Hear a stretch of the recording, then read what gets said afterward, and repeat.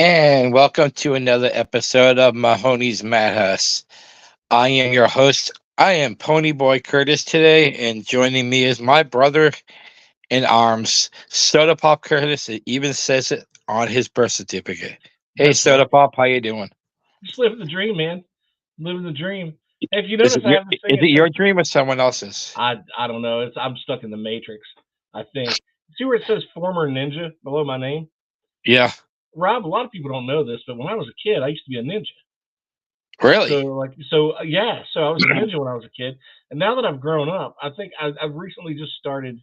I got inspired by watching Napoleon Dynamite. So I set up my own little martial arts shop downtown. Nice. It's like martial arts for like Southern dudes. It's called Fu Manchu and Tobacco. And like Saturday nights, you come down to the center and you learn how to pound nards. We're kicking ass this weekend. So if you're looking for a spot to kick somebody in the junk, you call us up.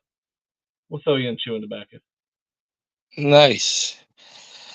So we are going to be reviewing The Outsiders today, but before we get to that, I wanted to talk quickly about a couple of the projects that I still am promoting, but I'm not going to be a promoter forever. I already made a video the other day that there's just so much BS in the industry right now that I'm kind of just shying away from it, but there's a couple obligations I still have. So I just released a video with our guest from last week, Troy Elke.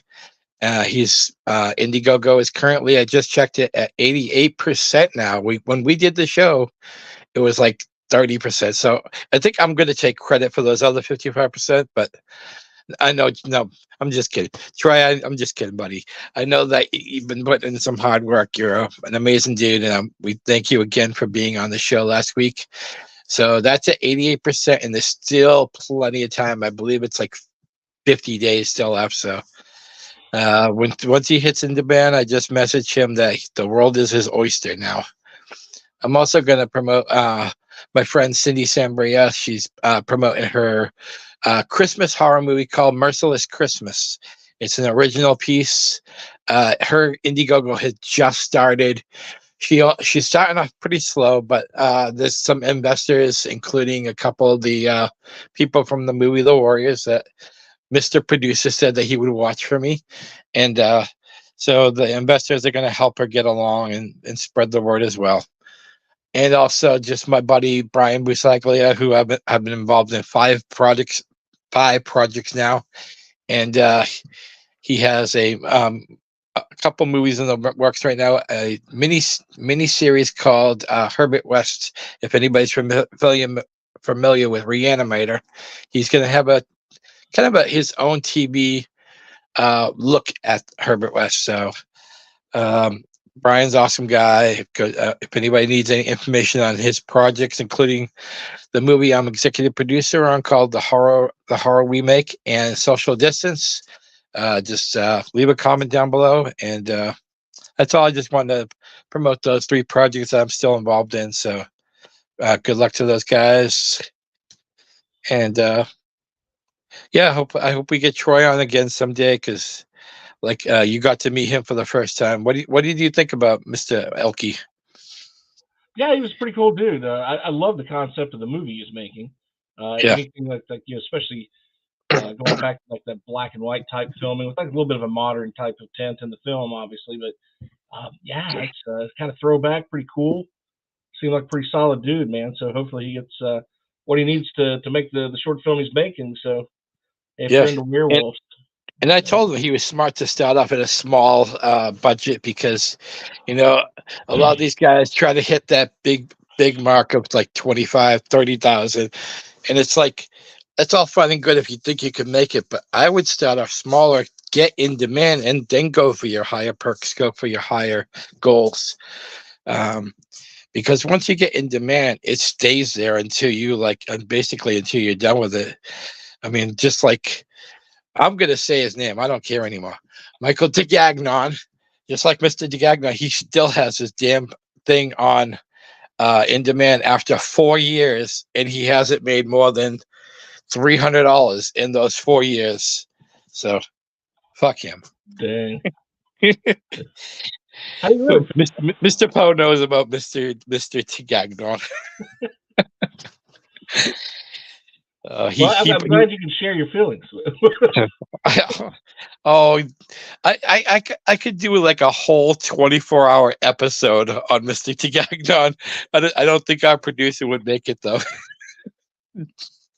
He wouldn't make it to work, at least I know that. So Yeah. do we have a little segment today, Mr. Soda Pop? Oh yeah. You know, a lot of people don't know when I come on this show, I have this nice little background. I'm usually sitting on the can. So I'm going to start a new segment on the Gonzo Chronicles called Tales from the Toilet. No, I'm just kidding. I'm not going to do that. But I do love a good bathroom humor, right? So I don't know, Rob. Do you know any funny toilet jokes? Do you want to hear some? I am not really good with toilet jokes, but go for it, man. Live the world like your oyster. This is an oldie but goodie. So a guy walks into a bar one morning and goes up to the bartender. He said, "Hey, do you guys have golden toilets?" He asked the guy, and the guy says, "What? Golden toilets? What are you talking about?" He said, "Listen, man, last night I was pretty wasted, and, but one thing I can remember is I was pissed in a golden toilet."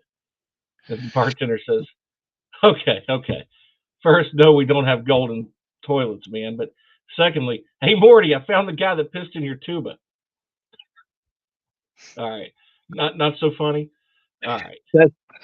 No, I got it kind of late though. It's sometimes things go just like whoo, right over me. Well, this one might go right under. So a guy's camping around. A guy's outside camping, and he finds his buddy standing over an outhouse toilet. I don't know if you've ever been in one of these. They're disgusting. I have. He finds his buddy standing over this outhouse toilet, and he's about to drop a $50 bill down the hole. And he goes, "Man, what on earth are you doing?" And his buddy says, "I was taking a dump, and a $10 bill fell out of my pocket and went down the hole. And I sure as hell ain't going down there for $10." Yeah. He'll go down for 60, I guess, but just not 10, right? Oh Jesus! All right, you know what? One thing here's the scariest thing. You know what's worse and scarier than like waking up and first thing in the morning, it's cold morning, you sit down on a cold seat. It's like you go in there and you sit down, and you live alone and you sit down on a warm seat. You're like, what? What? Now that's a horror movie waiting to happen. It is definitely. All right, so yeah, probably a couple of horror movies that seem like that too. That sounds like a trauma film. That does sound like a horror movie. Sounds like something the trauma guys would pull off. You thought you were alone. There was a scene similar with the toilet. I believe it was a movie called Street Trash. Had a scene with a toilet bowl. Hold on, we gotta do this right. Okay, we gotta come out with a trailer for. What will you come up with a name? Toilet Bowl Massacre. No, not massacre.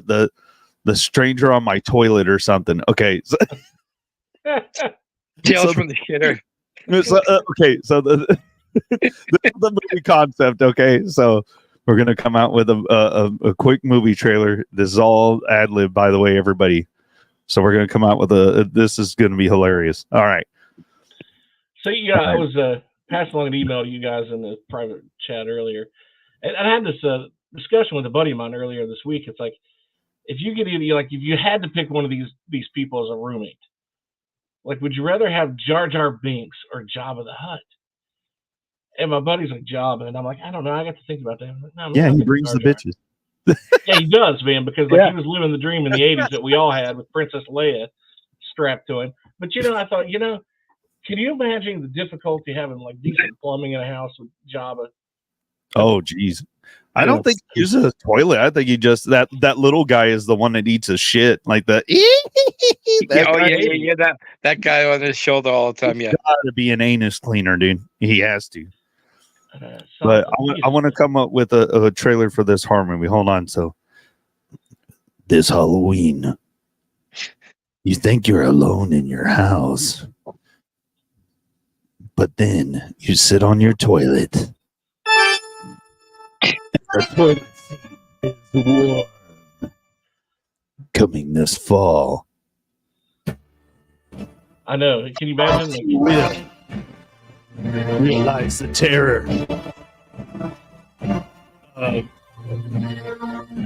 Stranger on my toilet.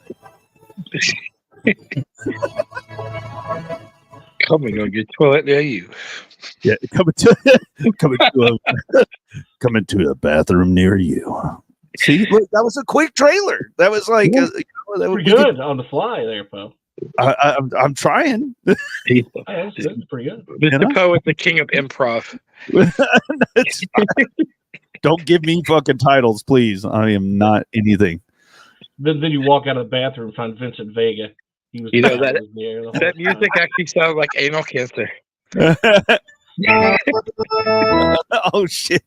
We don't want that again. Yeah, we're gonna bring back that segment, the anal cancer segment. Anal cancer. That's what took out Toby Keith. No, I'm joking. I don't know. He had pancreatic cancer or some shit. I think he had stomach cancer. He drank a lot. Too early, Poe. Too early. Oh, what? How is it too early? He died of the same thing as.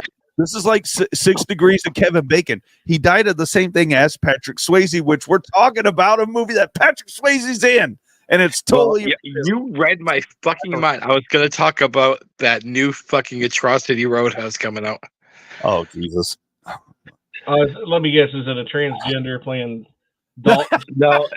What's his name? Jake Gyllenhaal? Jake Gyllenhaal was that? Yeah, no, what's the difference? No, my disappointment is that they don't have the blind guy where he's like the name's Del. He's all fucked up, and playing the Jeff Healy. Yeah. They should get like a carbon copy of Jeff Healy. But Jake Gyllenhaal, transgender. What the hell's the difference, Rob? There you go. Anybody that was out there that got a little ticked off watching, what was that cowboy movie where they're out there like tonguing each other in the ass? Yeah. I know what you're talking about. The Cowboy Way or whatever it was. Brokeback Mountain. Is that the one where Woody from Cheers showed up too, naked with a girl and a hat hanging off his wing? That's the Cowboy Way. Yeah, is that the one that's where the Cowboy Way? Yeah. Yeah, or like maybe at the end of Brokeback Slopeback Mountain or whatever it was. Maybe that's the one where Billy the Kid shot them both at the end. I mean, there's an ending there that we all probably they should incorporate Young Guns, like Young Guns 3 meets Brokeback Mountain. See, this is where you morph movies together out of nowhere. Soda Pop shows up and whoops their ass. There you go. Not in the way that they're looking for either, See, with the Roadhouse reboot, now I'm gonna be pissed off if stupid ass Conor McGregor has that my favorite line of the movie that Sam Elliott does when he walks up and the double douche. Are you gonna fight me? And he's like, well, I ain't gonna show you my dick. I don't want to hear, hey, I ain't gonna show you my dick. No. What's funny about this reboot though is how much slack they're getting. Like I've seen these other movies that did like the reboots. They get a lot of slack, but this has been getting fucking because butchered for like months. Okay, so I think you would agree with me. Like Roadhouse is a cult type movie. Yeah. The dialogue is shit. The story is complete bullshit.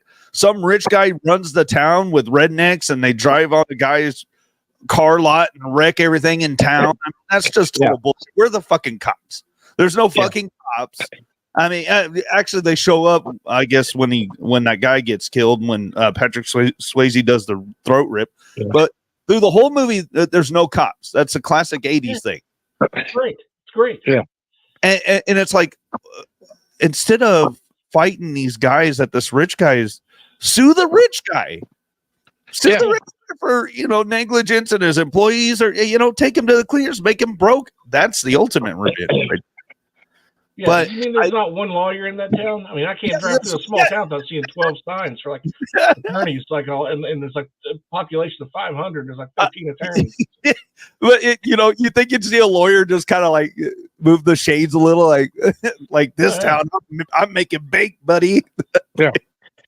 I mean, it's become everybody's favorite Patrick Swayze movie. I know for years it was Dirty Dancing. But over the years, I think a lot of people really saw like how much star power that Patrick Swayze has, and besides that, that cast is loaded in that movie. Ben Gazzara, Yeah. Kelly Lynch, um, Yeah, obviously Kelly Sam Lynch. Elliott, Terry Funk. I mean, that Yeah. that cast is Kelly- irreplaceable. With this film, what are they gonna make Terry Funk that jerk off guy, Oh yeah. or maybe like the bouncer like Terry Funk? Or like, what's Conor McGregor gonna gain out of this? Like his He- career. I'm just going to put my 2 cents in and say that this is just going to be a disaster. It's not going to be good.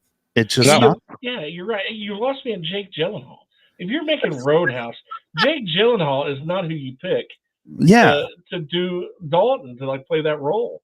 I mean, if you're going to put him in there and you don't have Sam Elliott in there, or at least his voiceover somewhere, like a memory flashback. I know he got killed, Yeah. but like, dude, just put LGBTQ next to the damn, like let everybody know it's just like It's going to have some woke it's fucking not bullshit it's not in toxic masculinity. It's Yeah. going to have some bullshit in there. It's going to be they're trying to. The problem is they're going to try to appeal to guys on this movie, and I think some people will watch it, but as far as like it's just different. Don't ruin that. Like there's some movies I told my wife there's some movies that just don't need a sequel. That is one of them. It just did. Great. It was for the time it was. That's how I view it. Like come up with something different. Like Now, aren't they talking about doing a reboot for The Crow also? Oh God, no! yes, You're breaking my heart, dude. I come on the Yeah, show tonight, you're just I'm killing my soul. more against that than Roadhouse. Like if they got a better lead actor, I probably would watch it. I would probably still hate it, but with The Crow, you cannot remake The Crow at all. You cannot come close to it. That was almost as perfect of a movie, and it was really Brandon Lee's breakout movie before what happened. And I think because of all those circumstances, The Crow needs to be off limit. Yeah, that was a great movie, wasn't it? Yeah. it was. The soundtrack was awesome. I mean, look, And Ernie Hudson too in it. that one I'm kind of interested in. I kind of was like you at the beginning when they said Jason Momoa was going to be, the Crow, and then now they're saying it's the Skarsgård guy that was in the It. He was the clown. So I kind of buy that. Okay, he's kind of lanky, he's muscular, whatever. I'll buy that. And I will definitely, if it comes out, I don't think I'll rush to the theater to see it, but I'm interested to see if they can rekindle that franchise, because that was going to be a franchise until Brendan Lee, God rest his soul, died. Yeah. But that would have been a great franchise. Different than you. I mean, that's how I see it. It's like I'm torn. Like, Yeah. No, like, I totally understand. But like, like I'd like to see that character again. Yeah. And it's so weird how at the same time of making The Crow, they were also making that mini documentary movie about Bruce Lee called The Dragon with Jason Lee in it. Yeah. And yeah, Brandon had died before the ending of the making of The Dragon. And when I went to see The Dragon in theaters, of course, they put the in memory of Brandon Lee. And I'm like, how weird is that? Both Brandon and Bruce died at a young age. And then when they're making a movie about Bruce, Brandon dies. I think it. I could be wrong. This is probably the conspiracy part of me. That whole thing, the Chinese government killed him. Yeah, I think you're right. The Chinese think government. So? Yes, because Bruce Lee was becoming so big that he didn't need the Triad's money backing him anymore, and he probably made a deal, and they're probably like, "We're going to kill you, and then we're going to kill your son if he tries to do a movie star thing too." And they killed both of them. They wiped out his bloodline. Well, it is kind of weird how I've seen a documentary on Bruce, and Shannon Lee to this day still won't say how Bruce died. Yeah. She won't. She said she'd rather remember how he lived than how he died. And after so many years, you would think she would finally be able to come out and say this happened, and she hasn't. So maybe you're right. Maybe she's keeping her mouth shut for safety. Wouldn't you? If they, I mean, they're probably still like, you better not say anything, or you're gonna, But why wouldn't you then? Be with your son and your husband. Yeah. I mean, yeah, whatever. I mean, me personally, I believe that they got killed by the triads or whoever. He made a deal. He was going to renege on that deal, and they're like, "Oh yeah," like well, it makes sense because Brandon Lee had made movies before this. What's that? No, I said it makes sense because Brandon Lee had movies before this, but none of them were really big. I like Showdown in Little Tokyo with Dolph Lundgren, but none of them really took off on the box office. This was going to be, like I said earlier, this was going to be his breakout movie. Oh, yeah. So maybe, it does make sense that try to probably say, "Oh my God, like he's starting to blow up. Let's take him out now." Or they tried to put him with the same deal with his dad, like, "Hey, we want the exposure that your dad was going to give us, like that we want to be a part of that. We want to make money and all this stuff, not exposure, but money." Yeah, money. It has to be. So, and he probably told him, "Go fuck yourself." And they're like, "Oh yeah, you tell me to fuck me? No, fuck you." Fuck you. And that was a good impression too, by the way. You should do more of those. So that was like every Chinese bad guy in every martial arts movie. I will say one thing to this younger generation of males who have not had the privilege of being a toxic male. You guys know I'm a book nerd, and there's the Bible of the red pill books. Every guy should go out and buy, especially before you get married. It's called The Rational Male. Go check it out. Yeah. Learn how to be a man before you get pistol whipped and pee whipped around. And have a good life, fellas. That's all I'm saying. Enjoy some good movies. Don't put up with less than what you deserve. Exactly. And speaking of books, you got a book on Amazon. There you go. Whoa. Cyrus Alderwood, Pot of Gold, a novel. That's right. By God, you notice you got Bigfoot in there, an alien, a girl with some tassels on her nipples, and two jerk offs that are just driving across country. Fun book, man. I just real quick about this book before we get into the movie. Yeah, go ahead. Go. Man, that was the first book I ever wrote that was comedy, and I've always kind of had this jovial sense of humor. There was a period of time in life, man, I was beaten down. Anything that could go wrong went wrong. I had I'll just say this real quick, but I had a business with a business partner, and we actually have another business now. So I mean, we recovered, but I had a couple of attorneys take me and my business partner for granted, wrecked me financially, busted me, took us for $250,000, and yeah, flat out ruined me, put me on my ass. And anyway, I went through a period of time where I was way depressed. I was never suicidal, but I was mad every morning when I got up because it's I'm cussing God out because I didn't want to be alive. The one time I asked for a prayer, you can answer that one, right, please? How about tonight, you guy? But anyway, I was with a buddy of mine who he's passed away now, but he's like, "Listen, come down here to Wise County. We're going to talk about a book," because I was always a goofy guy, funny guy. I was like, "This ain't you.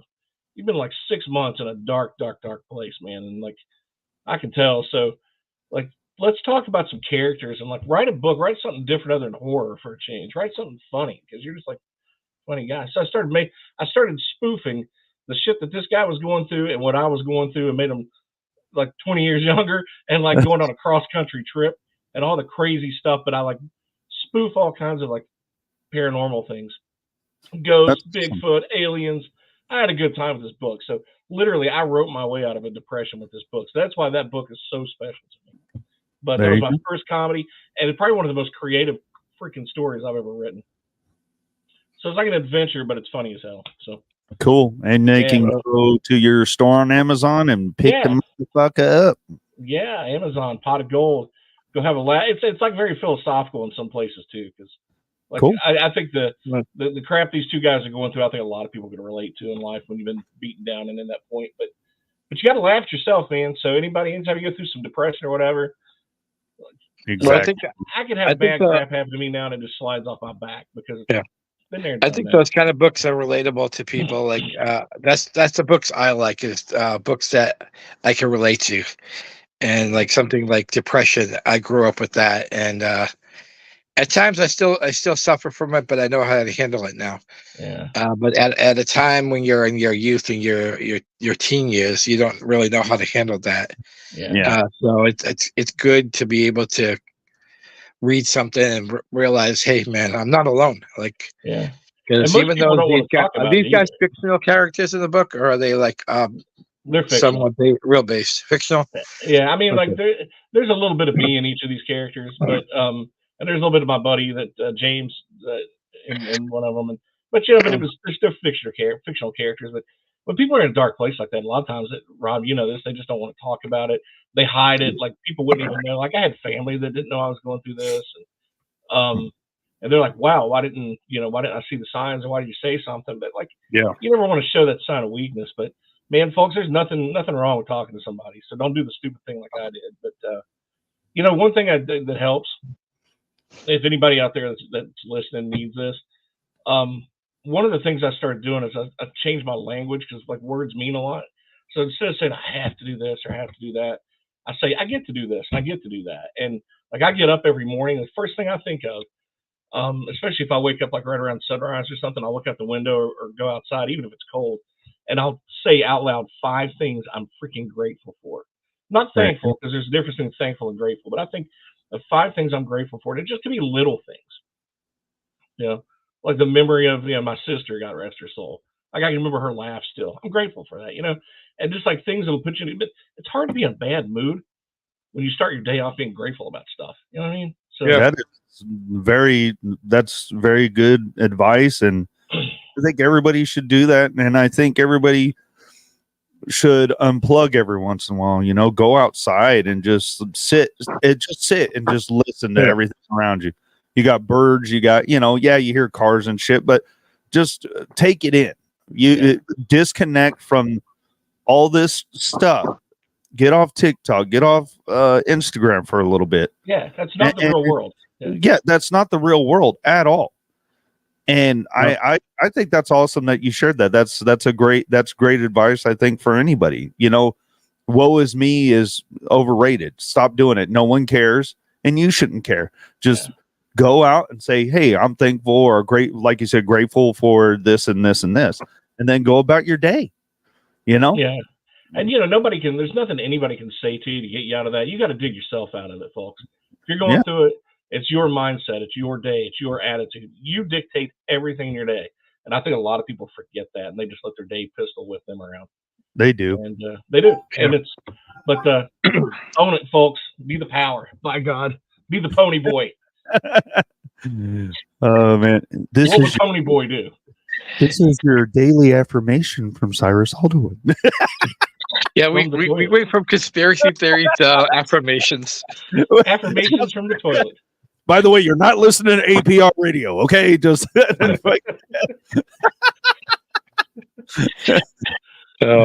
good morning, Vietnam. Oh God. Talk with Rob Mahoney. So I got a little thing to say to get us a little segue. Okay, what's up? Real quick. You know what Robert Williams was grateful for, right?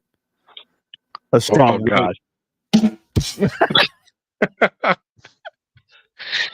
Oh shit. I'm out, folks. Well, that's the end of our show today. Yeah, but sorry, I had to say it. That's okay. So I already lost my train of thought now. Thanks, Bo.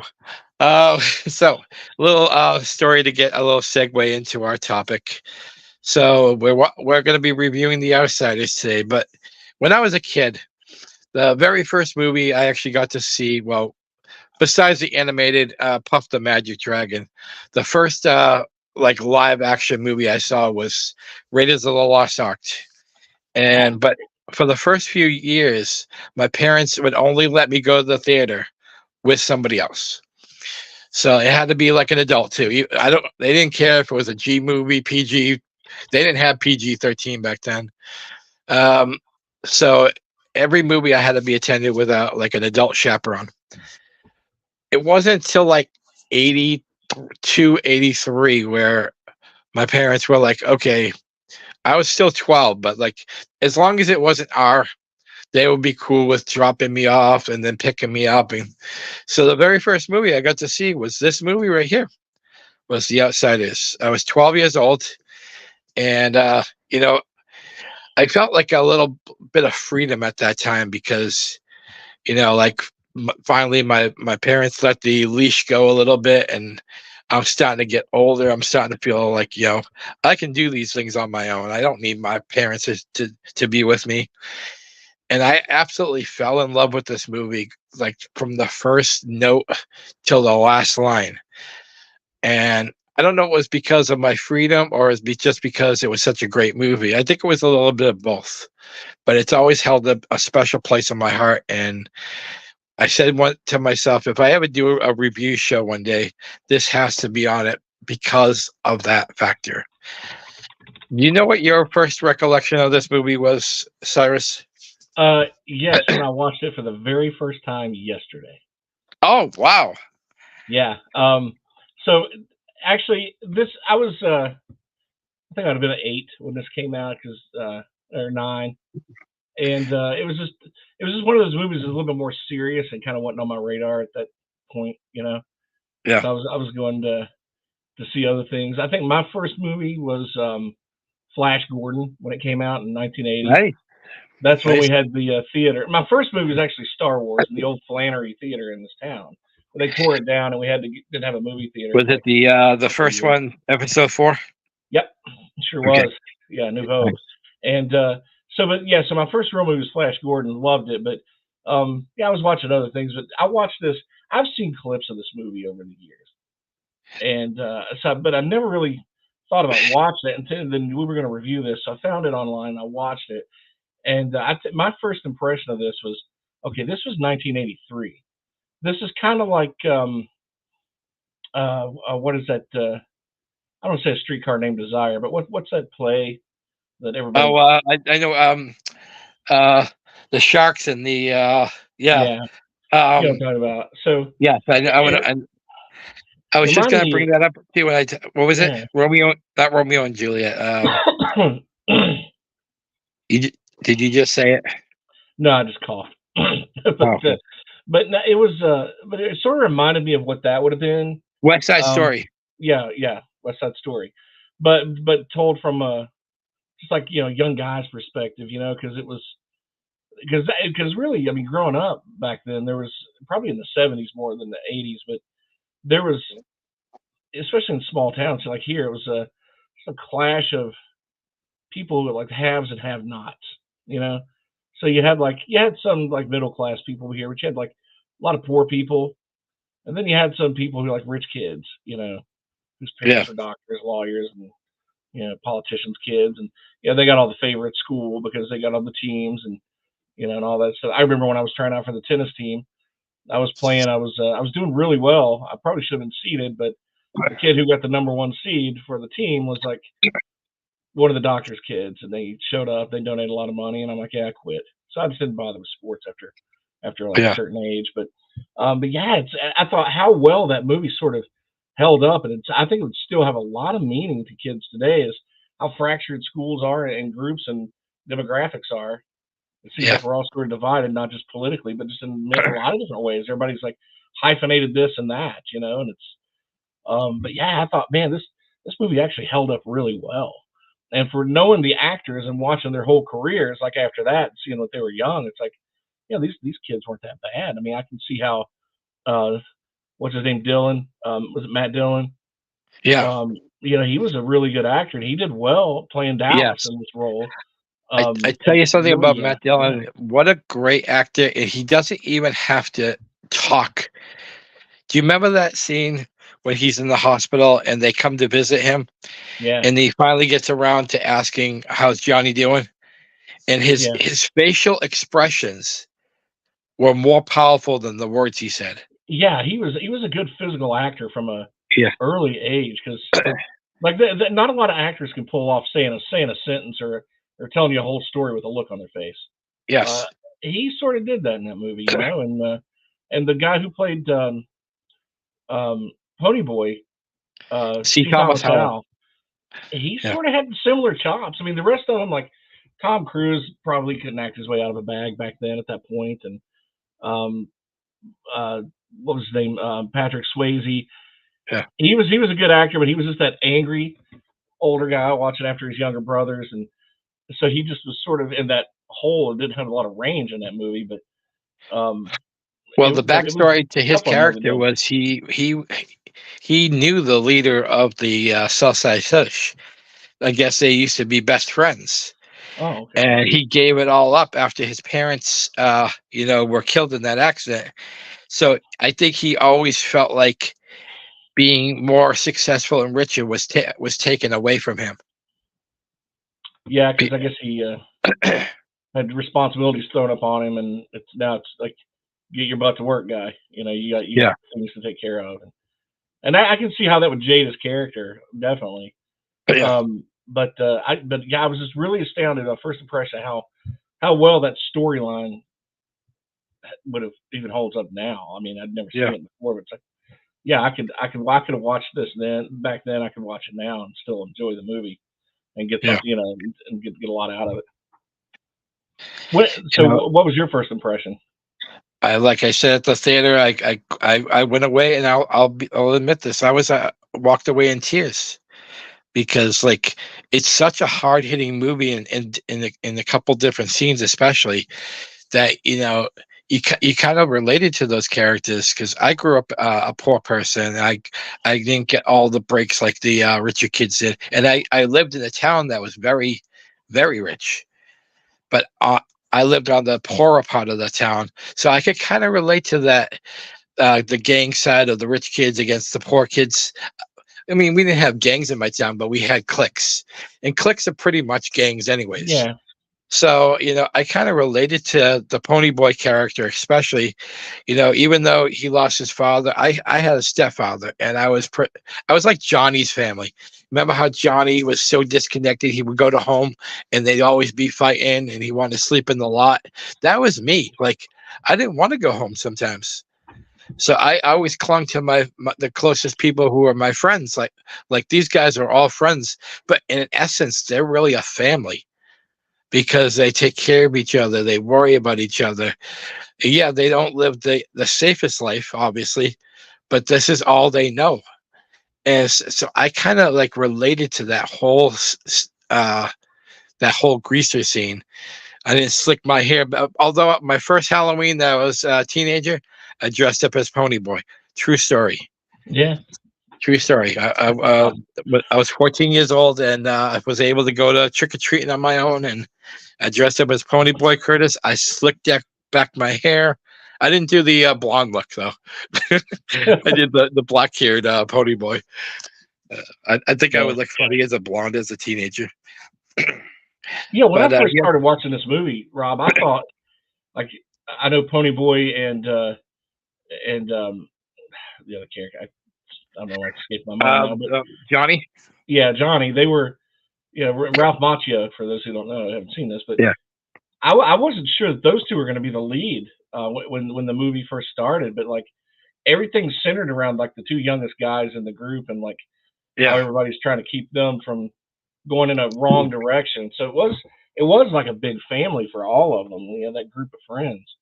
Well, And yeah, especially you see the reaction. Like Dallas Winston's supposed to be like the tough guy of the whole bunch, but I don't want to skip to the end, but the scene after Johnny passes, you actually see his vulnerability. He's crying like this is what you get for helping people. Like Johnny was probably his closest thing he had to a family. I mean, yeah, he loves Pony, he loves all the other guys, but it was always Johnny he was worried about. ever since Johnny was jumped by the Soch years before with the scar, he always looked after Johnny. And when Johnny left, I think most of him died too. Yeah, when I talk about Ralph Macchio, folks, this was just a few years before Pat Morita came around and saved the day. Right. Got a couple of them. But no, it was sad to see, like, when they got jumped in the park, and Johnny had to stab that guy, that one Soch, because they were drunk. Yeah. And sort of coming back for a little bit of revenge and from the earlier in the evening, and was trying to drown Ponyboy. Yeah. And I think they probably would have killed him. And they probably would have gotten away with it. They would have easily gotten away with it. So Johnny had to do what he had to do. And the fact that even though he killed a guy, the fact that this kid had such a big heart, do you think when it got to the scene when they were traveling to get out of town, right, after the murder, when they were, I guess they come to that school and it was on fire, and they went in and got those kids out. Do you think Johnny was like trying to make up for taking a life in his mind, or was that? I think he was trying to be the hero because he wanted to save people instead of killing them. I don't think he intended on staying in that long and end up paying the price that he ended up paying. But I think he went in there because he felt like, hey, I killed somebody. I feel guilty about it, even though they had it coming. But this was his chance to, like, I guess, make even with God. Because remember when the scene when they were looking up in the sky, and he's like, I never noticed things like this till you told me about them, like the trees and the birds. And I think he really felt like it was a time for a change, like, because he always talked about, I want to go to some place without greasers, without socias, just someplace regular. And I think this was his way of trying to repay God for the years of being in a gang and being living that kind of life. So I think this was his repayment, to jump in and save people, to show people, I'm not this bad kid. I'm not the kid with the reputation. This is who I really am. I really want to save people. I want to like help people. Yeah, because I mean, how old were they? Probably like 14, 15, maybe? I think he was 13 when he did 13 or 14 when he did this movie. Yeah, so their character is about the same age as they were. Yeah. 14, 15, and just and this is the first movie I ever saw him in too. This was like a year or two before Karate Kid came out, and so this was the first time I ever seen Ralph Macchio. And I tell you, he was a terrific actor right from the get-go. Yeah, and talking about star-studded. I mean, over the years, when you look at all of their careers, I mean, these are some of the top people in entertainment in the 80s and 90s. Yeah, I mean, and we have Tom Cruise still today. Yeah, Rob Lowe was in this. Emilio Estevez was in this. Yeah, we forgot the guy you talked about earlier who got stabbed. That was Leif Garrett from the 70s heartthrob. Yeah, that's right. Yeah. It was. I didn't realize that till just now. Yeah. Yeah. My sister had a picture of him on her wall. Yeah. So it's like, I mean, it was like a who's who, and look at them all. Like you said, all today are still doing movies. I think even C. Thomas Howell was doing stuff. He was actually the Norman Bates in Psycho 4.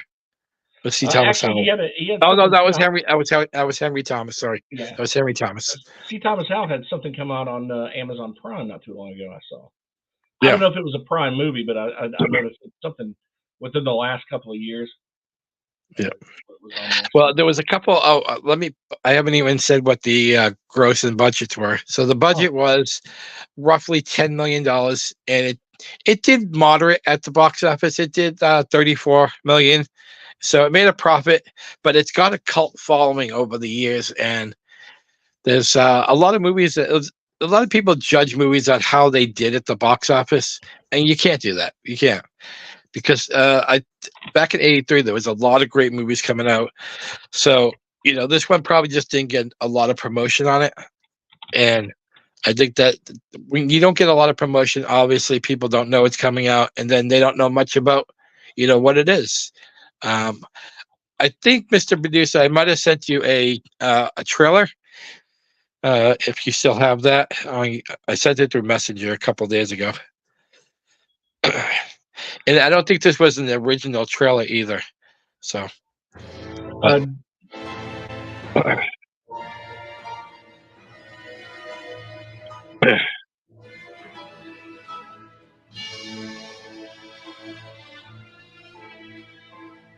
The Outsiders.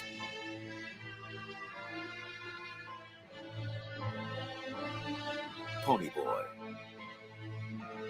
Dallas. Johnny. Cherry. Soda Pop. Daryl. Two-Bit. Steve. Bob.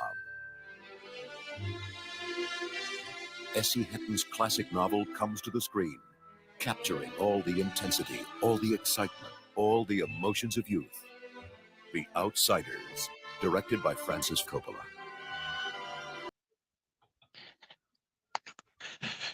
I mean, we got to see the cast right there, so it's like, yeah. if they did have an original trailer and they didn't promote it, I mean, that's probably why it just didn't do great at the box office. But man, like we said already, look at what the talent has done since then, especially Cruz. I mean, Oh, I know. That's a drop in the bucket. I mean, they demand that much just for the role now. Did you say it made $34 million in 1983? Yeah. What do you know? What place was it in like the top 10 that year? Was it in the top 10? I don't think it was. Okay. I'd have to research that after the show, but unless Mr. Poe wants to research that really fast. Hint, hint. My nerdiness. I'll look this up. 34 million in 1983, just so people know today, that's equivalent to $104 million. So that's what it would have pulled down like in today's money at the box office. But yeah, we forgot to mention Diane Lane was in this too. I mean, yeah. And like you said earlier about that West Side Story thing, they really could have capitalized on like that relationship a little bit more. Yeah, but I'm surprised they didn't. The last time we see her is when she was kind of the informant and let them know that the Rumble's going to be like, just regular fight, no weapons, and of course when he says about coming to see Johnny in that scene when she tries to make us sympathetic towards Bob being killed. She goes, "You just didn't know his sweet side." It's like right there, I knew that was where the story was going to end because she was basically saying, "I'm still in love with Bob, even though he's dead." Yeah. So, but I'm glad, when it went to trial there toward the end of the movie that all the kids got off, nobody. And I guess, he was, Pony Boy's a smart kid, I guess, so yeah. I guess maybe on to college with him at some point. Well, I did research on potential other actors who auditioned. I didn't find many who auditioned for this role or that role, but I found out that Mickey Rourke was auditioning. Scott Baio was auditioning. Now I could see Scott Baio as maybe Soda Pop. Yeah.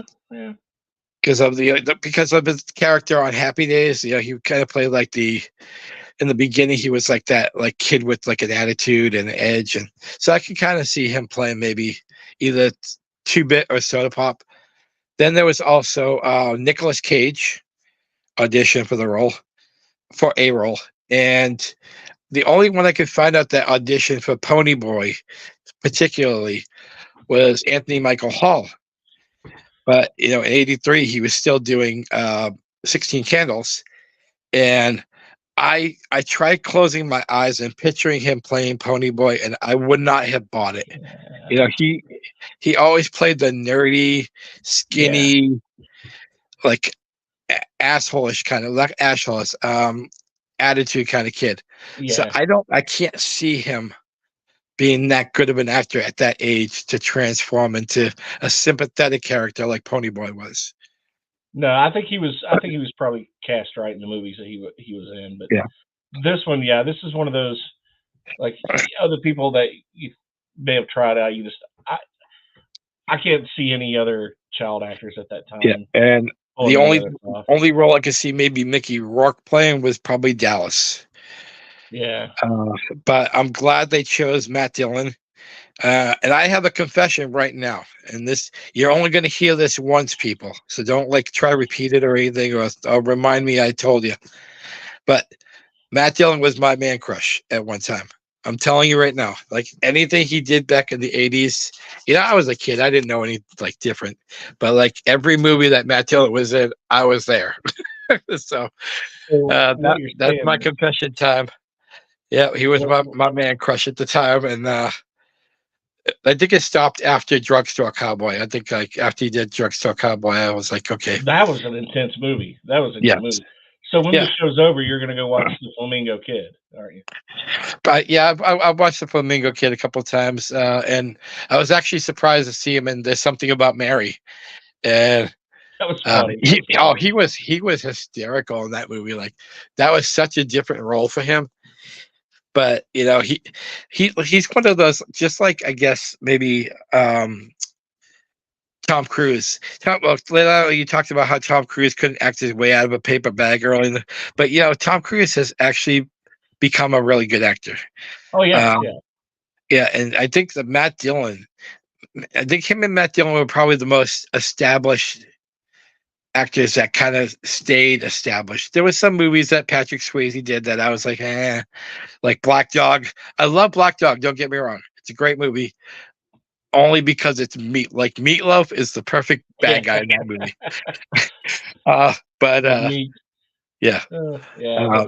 But all the other ones have had like some hits and some misses, but they all had great total careers. So now what's that one movie that Matt Dillon's in? I can't remember the name of it, but it had the girl from Scream and the other girl who showed her boobs, and the movie's famous. Oh wow, Wild Things. Wild Things.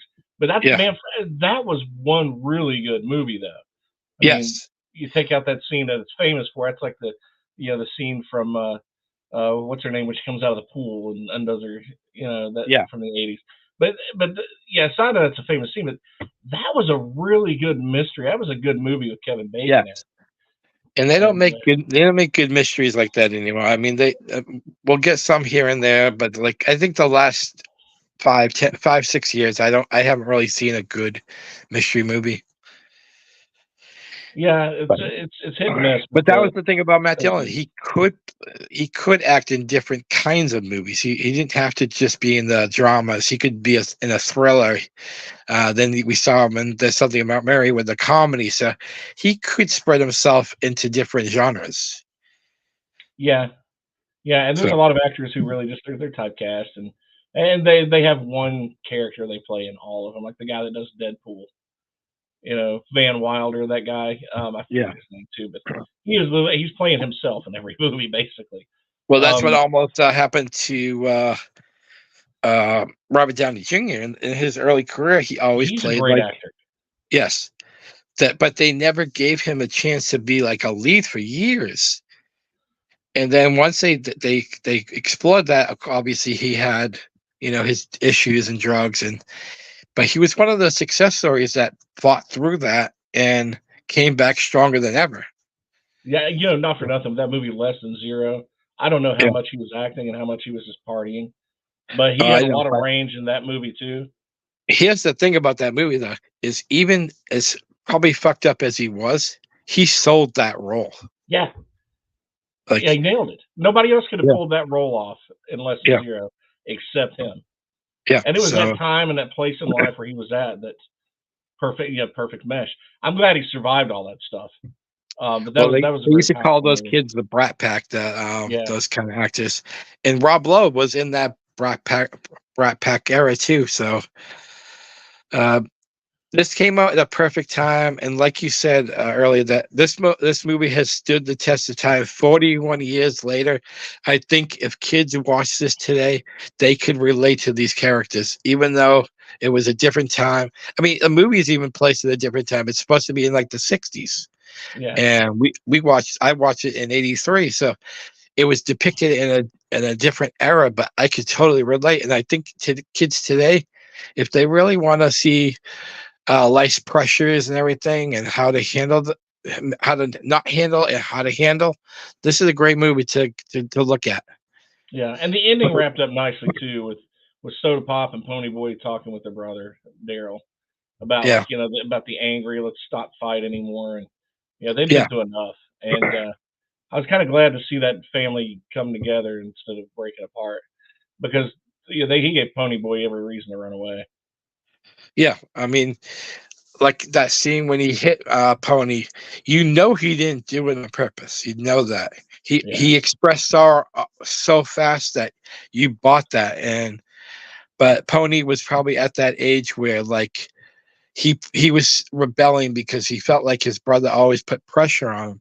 But his brother is still really a new parent in a way, because he wasn't dealt this role. It happened, his parents died and the role got thrown at him. Not He didn't choose the role; it was thrown at him. yeah, So that's that's how I think I felt about this movie. Is like I knew he was a very overprotective brother, but like he's trying to do right by his parents. He's trying to like show his parents, Mom and Dad, I know you didn't mean to leave us, but I'm gonna take the bull by the horns and I'm gonna do right. I'm gonna do the hardworking 9 to 5 job. I am gonna support these kids. But that's a lot of pressure. He was what, maybe 18, 19? Because they were yeah, talking about him and the guy used to go to school together a year before. So he probably had just graduated. And this is yeah. this is the responsibility now. He has to get up early in the morning, go to his roofing jobs, make money, come home, make sure the boys are fed. Like he didn't choose this life. No, it shows him. Yeah, it's Yeah, it chose him. Yeah. And but like I said earlier about how they weren't just friends, they transcended into a big family, because you would see in the morning like Two Bit would just come over and have his cake and beer, turn on the TV, like this is his house. Like no one ever knocked, they just walked in the home, because Johnny didn't have a place to live. Every time Johnny'd go home, like I said earlier, the parents were fighting. I'm going to go to the lot and sleep. It's like these kids had to do what they had to do just to survive. yeah. And it always. What if that have ever happened to one of us, like when we were younger? I mean, How look would at we Dallas. handle life? Dallas living above a bar, for crying out loud. I mean, Yeah, kind of life is that? I know. And just one more thing about the fire scene, and then about Johnny is, man, that scene is so intense even today. That when he jumps out of the car and you see Pony, you knew Pony was gonna follow, because that's his boy. Like Johnny's his boy. And Dallas only came out because like now he looks like the asshole sitting in the car. Yeah, but when he jumps in, remember at the end he jumps in to try to save Johnny. yeah, That showed me how much he loved Johnny, because he didn't give two shits if those kids drowned, but he cared about losing Johnny. yeah. Yeah, and then of And course the hospital scene. Um, I'm just gonna. The show is all about the ending of Johnny, because man, if you don't cry during that scene, or even just like shed a tear coming down, you're not human. That last words from Johnny, "Stay gold, Pony Boy," and they whisper, "Stay gold," and he dies.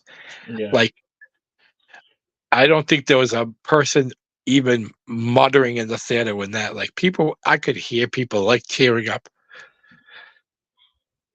yeah. because That was Johnny was one of those relatable characters that you cheered for.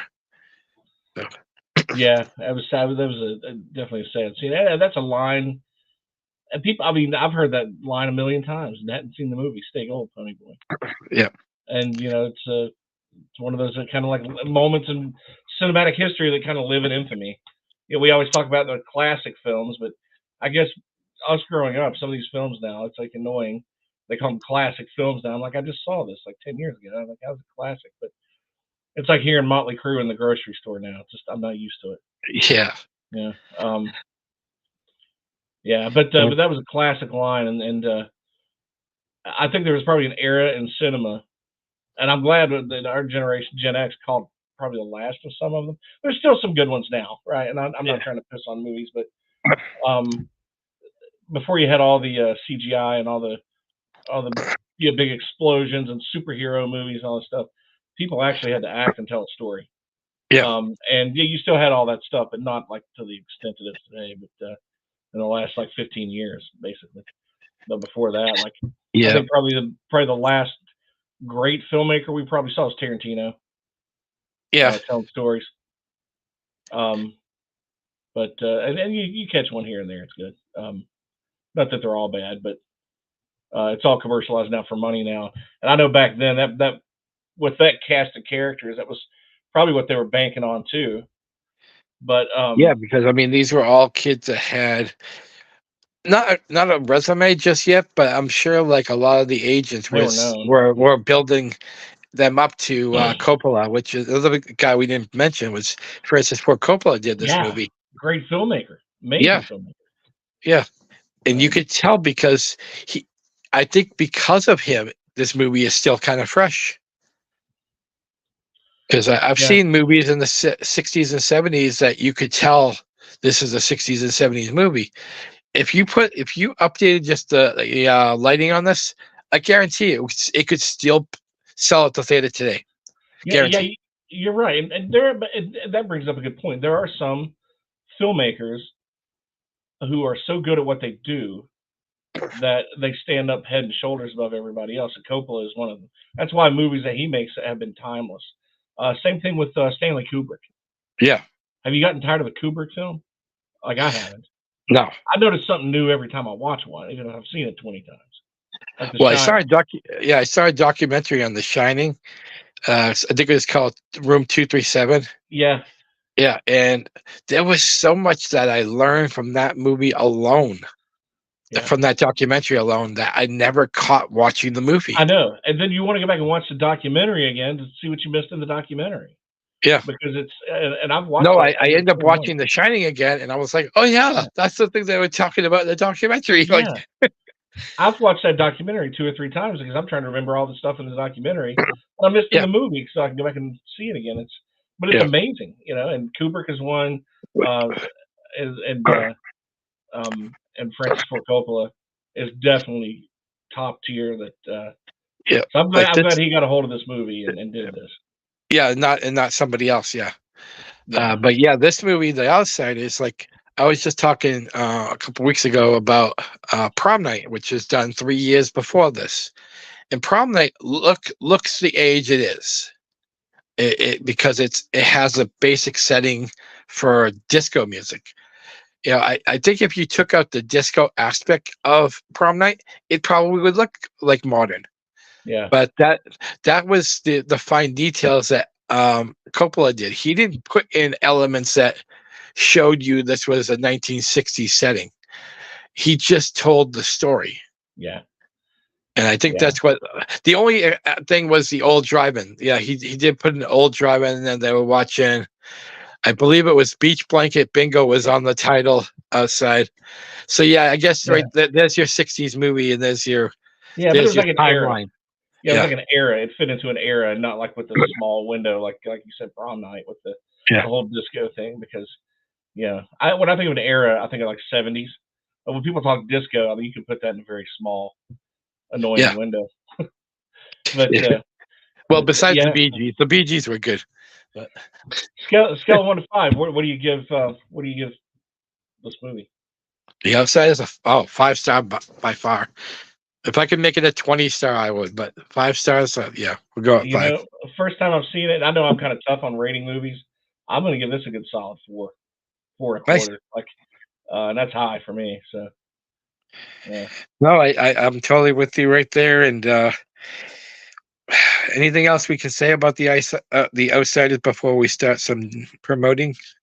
When you're watching it, pick a character you like and just kind of pay attention to them, and think about how that relates to kids today. Yeah.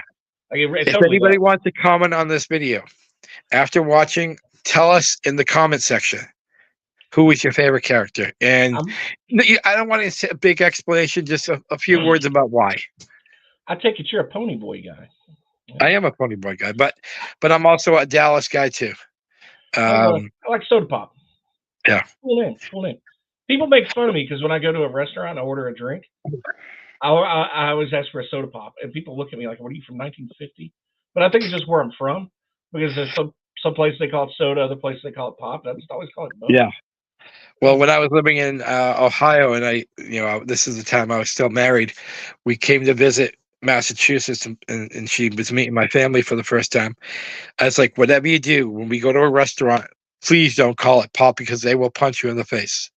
Which part of Ohio? Right north of Columbus, there was a small town called Westerville. Because I know where Westerville's at, because I lived in Cincinnati for a lot of years. Everybody in Cincinnati called it pop. Yep. I don't know why they called it pop, and like I would call it, like if I had to call it one or the other, I'd call it soda.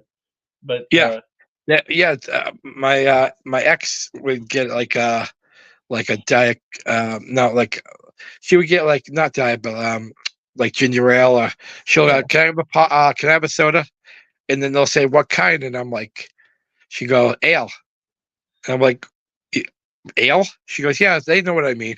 It was just ginger ale, but yeah, I would get. I never heard anybody call it ale before. Yeah, my grandmother would call it that. She would have ginger ale in the house all the time. But yeah, now when I ask for an ale, fellas, please don't think I'm talking about ginger ale. Not by any stretch. When I say an ale, I mean with some kick in it. So, but yeah, Poe, what would you rank this movie? Which one? This movie, what? The Outsiders? Yeah. Yeah. Yeah, I'd rate it pretty high up there, like a 4. I'm going to go with your rating, Cyrus, a 4. And I first saw it. It was at school. They showed us, whenever we were done with tests at the end of the year, they roll out the TV that sits on top of this big old rolling tray deal and the VCR. And I've seen The Outsiders multiple times, which doesn't bother me. Jurassic Park, the first one, I still can't watch it because they oversaturated me with it. And then the other movie that I absolutely hate because of school is Rudy. I hate that movie. Wow. I hate it. Yeah, I don't hate it, but it's not one I would sit and watch over and over. Like Rob can watch it a million times. I don't think. I completely. I've seen it a million times. They showed Rudy every rainy day, or you know what I mean, like just to keep the kids shut up. Yeah. And you have The Outsiders, and then fucking Rudy. And fucking Rudy, I wanted to grab the characters in the TV and strangle each and every one of them. How much of a pussy do you have to be? I'm sorry, you started the rant. Now it's coming. Okay, how much of a pussy do you have to be, a pussy-ass loser, that your brother takes your girlfriend and starts fucking her and is going to marry her, and then he's over here dancing in the locker room like some sort of stupid-ass fairy, and they give him a chance on a football field, and he fails. He's a fucking failure. Anybody that likes that movie, I don't know how you don't see what I saw. I've seen it a million times. I want to punch Rudy. I want to punch Sean Astin in the face for even saying, yeah, I'll do this movie called Rudy about a loser that tries to play for Notre Dame, some little fucking fat fuck that just dances in the locker room with a mop. I'm sorry, dude. I fucking hate this movie. I hate it. So what are you trying to say? I think you're a liar. I'm just saying. What? I'm not a liar. I was trying to get the cue for the liar music. Not in the middle of a rant, goddammit. 'Cause I'm a liar. I can't stand it. I'd rather have my eyes poked out of my head. My personal hell is me going, and then they're playing "Want to Be My Lover" by Spice Girls with Rudy on an infinite loop. That is my hell. That is my punishment. So do you get nervous when Lord of the Rings comes on just because of? No, Lord of the Rings is fine. I just Sean Astin on that movie. Every time I see him, I'm like, God damn it! It reminds me of Rudy. I tried to take him out of that, And I'm like, you know what? He's Frodo's little butt boy. That's fine. This is Poe's ultimate nightmare. He's gonna go to a cabin, and they're gonna like, well, you need to take the elevator down, and then he's gonna walk into the elevator. And they're gonna be playing Rudy on the way down. Oh God, dude. I'll tell you what, you know, it'd be funny is if someone watches this and they see me in public, like, fuck you for not liking Rudy. I'm like, well, fuck you too. I fucking hate that movie. So you're gonna have a nightmare tonight of like Lord of the Rings, and when Samwise pops out, he's gonna be wearing a Notre Dame helmet. I'll never into Mordor. Yeah, that movie Rudy is banned in my house. It is banned. So I just no. So what movies, guys, could you watch any number of times and it never gets old? Oh, that's funny that you say that because that's going to be the subject of our next show. In 2 weeks, we'll be back and we'll be talking about the 1992 Shawshank Redemption. That's a good I remember Andy Dufresne. That's an awesome movie. That's a good choice. That's No, one of the guilty pleasure movies. Anytime it's on TV, you gotta stop and watch some of it. yeah, that movie. Yeah, that's a movie that I've seen multiple times, and it doesn't bother me for some reason. That movie did. Like it's a stick in my craw. It's stuck in my craw. Stick in my craw. When somebody asks me if I paid my dues, yes, sir. The check is in the mail. Yeah, Big Trouble in Little China for me. Yes. My fantasy football team name, the Pork Chop Express. Nice.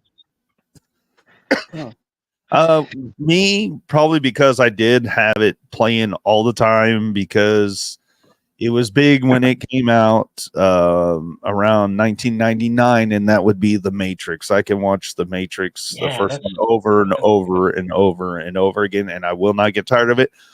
Can I give another one? Yeah, Number two, and these are close. Tombstone. That's a Nice good one. one. Yeah. A million times.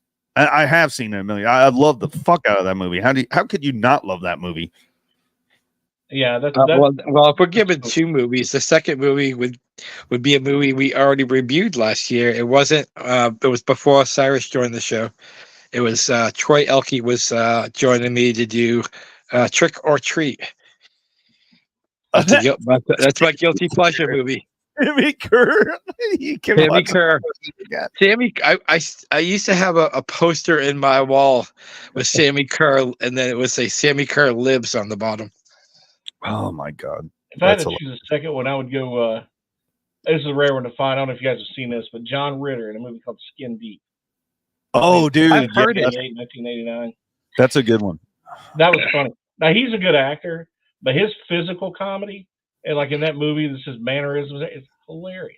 I mean, he's one of those people that can make you laugh without saying a word. And I'm not talking about like some of these other movies he was in, but that one in particular, freaking loved it. Well, he was in Bride of Chucky too. John Ritter. Yeah, he was the. He was. Wasn't he? Yeah, he was the cop. Oh shit! Oh no! Yeah, he was the one that pulled them over. You're right. And then Right. they end up killing. He was like that was a short part, dude. That was like a little part that he was.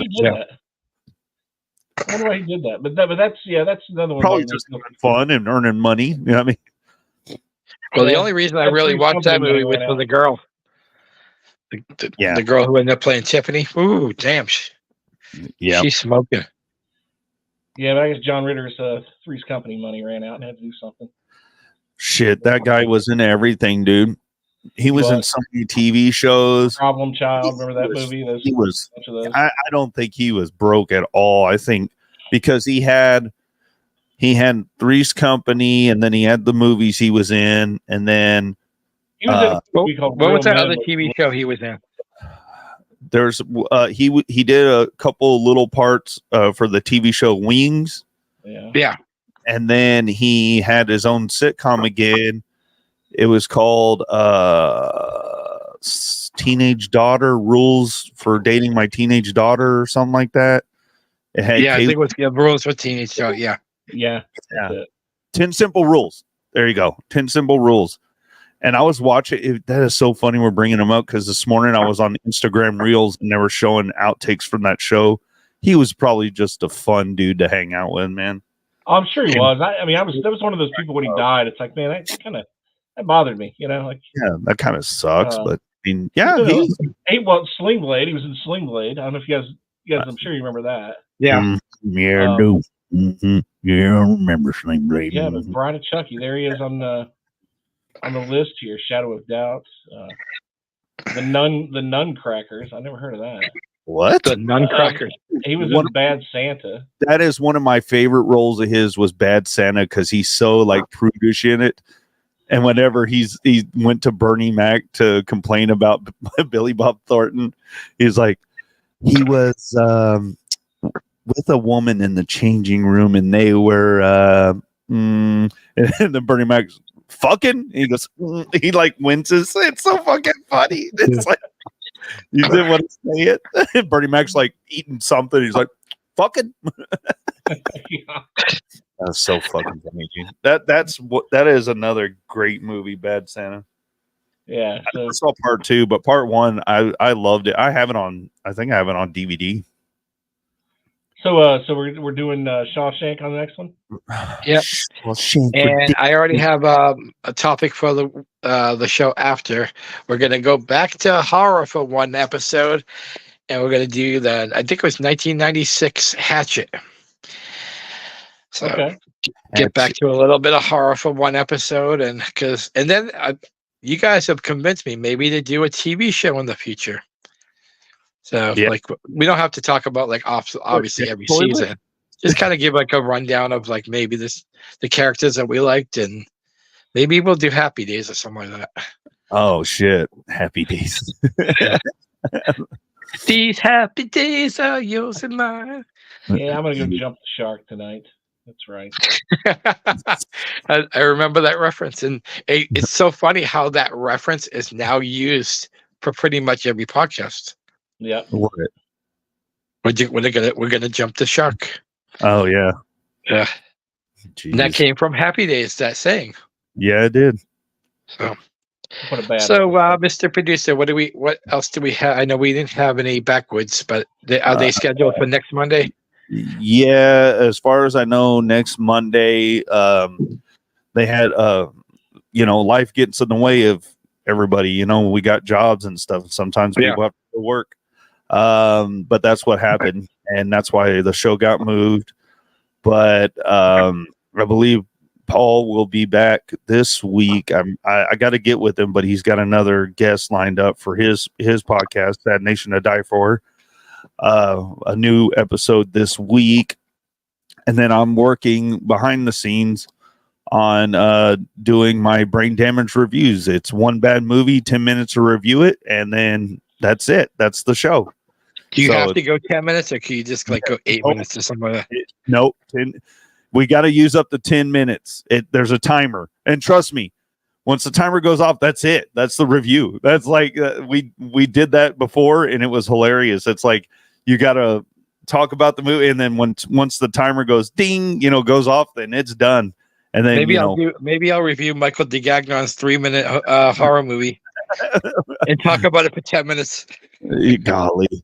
I mean, it's fun because you don't realize how much you're covering in 10 minutes, and sometimes you don't get the whole thing. So, yeah. But 10-minute reviews, they're short videos. I posted some old ones that are on Rumble. I'm pretty much done with YouTube. Then go, fornicate themselves with an iron stick. Wow. So all my stuff is going to Rumble and X. That's very vivid too. You need to really work on sharing your emotions. No. Well, it's just getting worse, dude. But anyway, we're currently on X, but I'm trying to do a little bit of an exodus off of there too, and Facebook. So that's why I implore everybody, because these shows do go live on the Dognut Media Facebook group. Go to all of we got Rumble channels. We got, Mahoney's Massacre on here. We got the Backwoods Horror Boys on here. And then, of course, all the shows that are under Dognut Media. Just we had Dognut Media, or was it Dognut Social Club? And that's exclusively to Rumble. That is the only place you're going to be able to watch it. Oh, I'll be having beer on the next one. Yeah, I missed the last one. Is it the 29th? Yeah. It is scheduled for the 29th of next month. We do them every once in a while. It's all of us on air guys that get together. We drink and we just talk shit and just have a good old time. It's like all of us at a virtual bar, which is the awesome setting that I just love having that. So tune into those on Rumble, Doug Nut Media. Go check it out on our Rumble. And I can't stress that enough. We're trying to get the numbers up there with everybody so we can say, bye, YouTube, we don't need you anymore, which I pretty much already have. I think I've deleted almost everything that I had on YouTube. Like, there's no, like, I would delete it, but I'm on a roll right now getting subscriptions. That's the thing. I wasn't on a roll. I've never been on a roll on there, so I don't care. But you've already established a lot there. Go ahead. I just posted 2 days ago. Oh, I was at 842. Today I looked, I'm at 865 now, and I'm like, that's in 2 days, 23 subscriptions. Well, you need to start preaching them to go to Rumble so you can get paid because YouTube ain't gonna pay you. Hey, I want to be paid for doing this shit. So y'all go to my Rumble and follow me on there and get those numbers up there. What were you going to say, Cyrus? I'm sorry. Oh, I was going to say, people want to tune into the next social club because Poe and Cody are going to have a contest doing a keg stand. The loser has to buy the other one a case of beer. Oh, damn. And not only do they have to do that, they're going to have to bootleg it across state lines in a Trans Am. So, I mean, this bet has gone serious. Well, I'm glad you picked Cody as his opponent because no one's going to outdrink Travis. I don't think I can outdrink any of them.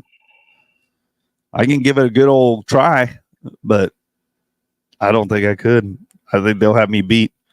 The only one I think that could stand toe-to-toe with those guys drinking is Tyree Lee, because I've seen that man, and that man can drink. But yeah, like I said, join those. You'll get to see exclusive shows that are just there. Brain Damage Reviews has moved up to YouTube. That's exclusively on the Rumble as well. Trying to get those numbers up. So thank you. We appreciate it all. And be on the lookout because Facebook, we won't be, it's very limited. I'm almost done posting on there too. I leave the shows up for a couple of days and then I delete them off of there. So if you want to see a replay, you can catch it the next 2 days. After that, it's deleted off of there and you go to the separate channels and watch them on there. Yep. So, hey, let's give a big shout out to Tyree Lee too. So, oh yeah, yeah. Shout out to Tyree's my boy. Yeah, he's almost done with all of his other stuff, so we might be getting back to the near do well stuff as well. But yeah, no, that's pretty much what I had. Oh, and B Movie TV, Live in Media, go to their YouTube. He's moved all of his stuff from B Movie TV of YouTube and it's Live in Media now. He's got movies coming out. Go check out the channel on Roku, only on Roku. Check out his channel. I think that's all I got.